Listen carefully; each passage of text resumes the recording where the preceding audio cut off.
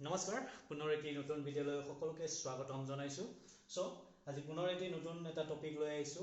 সেইটো প্ৰশ্নটো হ'ল ব্যক্তিগত ব্যয়যোগ্য আয়ৰ সংজ্ঞা দিয়া, মানে পাৰ্সোনেল ডিসপোজেবল ইনকাম মানে কি সুধিছে।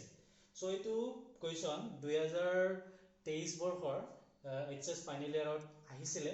সো ইয়াৰ ডেফিনেশনটো আমি বুজিবলৈ চেষ্টা কৰো। সো আপোনালোকেও চেষ্টা কৰিব, মই বুজাই দিম, আপোনালোকে বুজিবলৈ চেষ্টা কৰিব।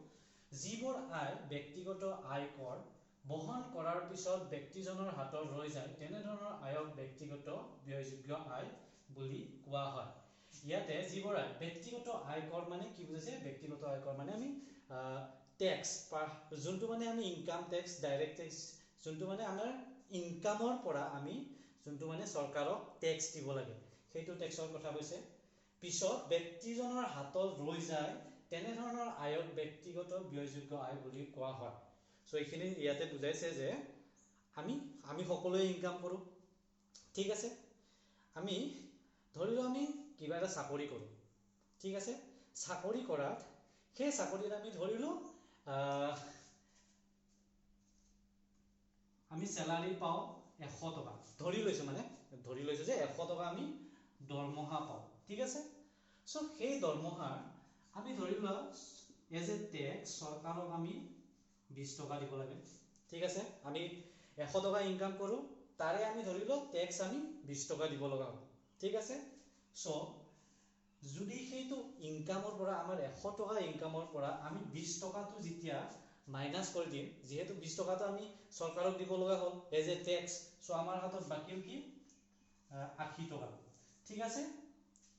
80 টকা মানে সেই ইটো 80 টকাটো হ'ল আমাৰ ব্যক্তিগত ব্যয়যোগ্য আয়, মানে সেইটো 80 টকাৰ পৰাহে আমি আমাৰ নিজৰ ইনকামৰ 20 টকাটো আমি চৰকাৰক দিলো, আৰু বাকি থকা 80 টকাৰ পৰাহে আমি আমাৰ নিজৰ কনজাম্পচনৰ কাৰণে বা উপভোগ কৰিবলৈ আমাৰ সেই এইটো কাপোৰ, এইটো আমি বোৰ্ড কিনিছো, এইটো পেন, বাকি অল এভৰিথিং, আমাৰ গাড়ী লাগে, কাৰ লাগে, ঘৰ বনাব লাগে, সেইটো 80 টকাৰ পৰাহে বনাব পাৰিম।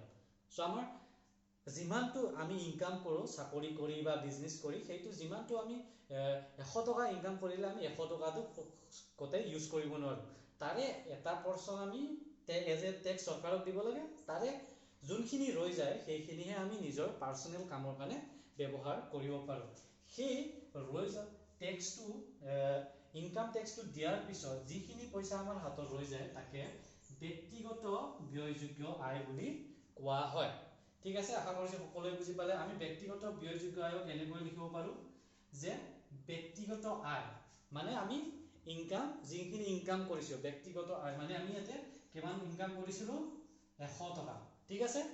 আৰু বিয়োগ ব্যক্তিগত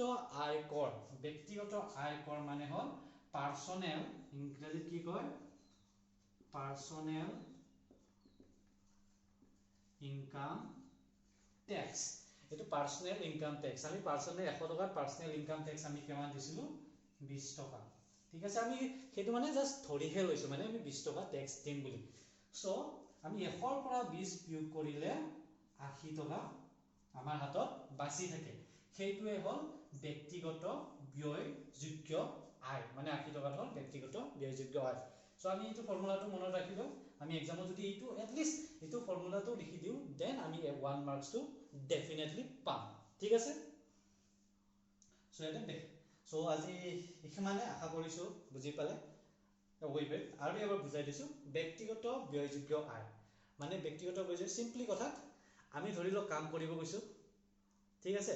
কাম কৰি গৈ আমি দিনত ধৰিলো আমি দিনত হাজিৰা কৰিছো 300 টকা পাইছো, 300 টকা আমি ধৰিলো তাৰে 50 টকা আমি এজ এ টেক্স চৰকাৰক দিব লগা হ'ল, ঠিক আছে।